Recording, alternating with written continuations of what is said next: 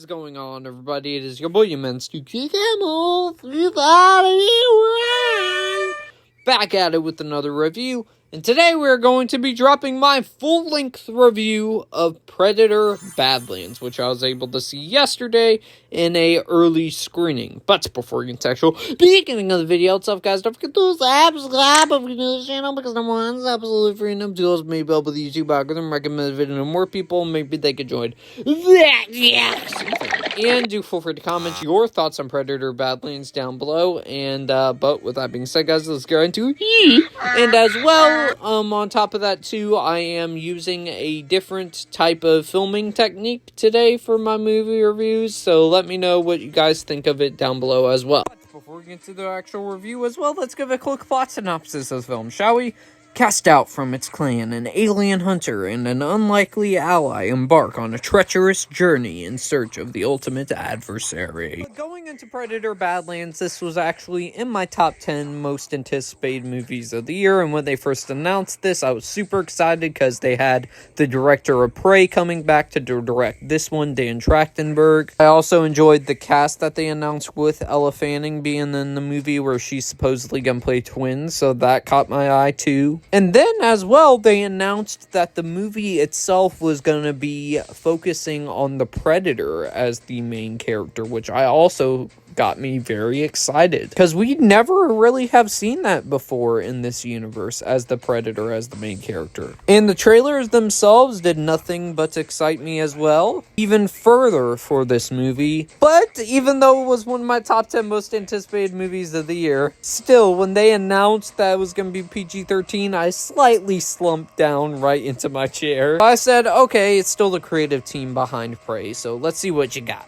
And the movie was as awesome as I was hoping it to be. And it might be in my top 10 of the year. So let's go on to talk about the positives of this movie, which I have a laundry list of them. First off, I have the story direction in here, where you have the whole entire story focusing on the main Predator in this movie named Deck. Which Deck himself, I think, is maybe in my top 10 favorite movie characters of the year so far. From start to finish, you really do root for this guy, wanting him to succeed and prove his father wrong in this movie. And all the friends that he makes along the way, you really do get connected to his character. On top of that too, the CGI and practical suit, I believe, for his character in this movie looks hardly noticeable at all throughout. So they did a great job on that. Kind of with that though as well, the world that he lands on in this movie is beautiful. The cinematography with everything's awesome, and the planet I just want to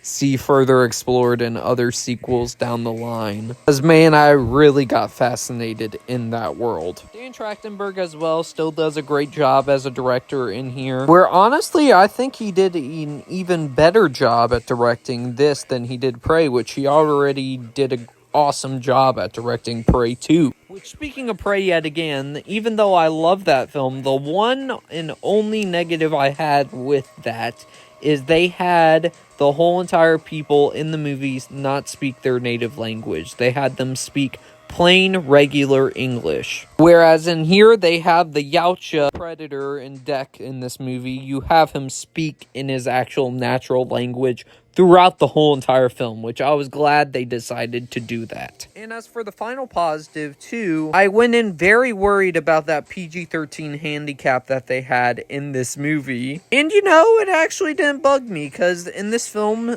you don't really have any humans at all. It's all synthetics and creatures. That's it. So I think the PG-13 rating actually did work for this movie. I also did forget to mention the action scenes in this film are awesome as well, by the way. But anyways, now before we wrap things up here, I do have two negatives, and they're small, but they did still bug me a little bit throughout the whole entire movie. The first one is I do think Ella Fanning's character can be a little annoying at times. I still like her character, and she does great in the role. However, especially at the beginning, I did find her a little bit annoying. And the second thing is the film does slow down after a certain point near the middle of the film. But other than than that, really, I don't have any other negative things to say about that. I might even have more positive things to say about it, but they just haven't came to my brain yet. So with that being said, let's bring out the toxic recap. And this gets a not toxic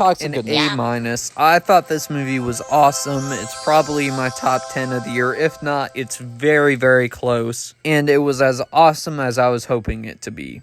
So if you're a Predator fan, be sure to see this one in theaters on the biggest screen possible, because I know for sure you'll enjoy it. But other than that, y'all, I hope you enjoyed this review and this new review format. Be sure to let me know all your thoughts on Predator Badlands down below, and if you guys do like this sort of review style that I have now. And with that being said, guys, I'll see y'all next one, everybody.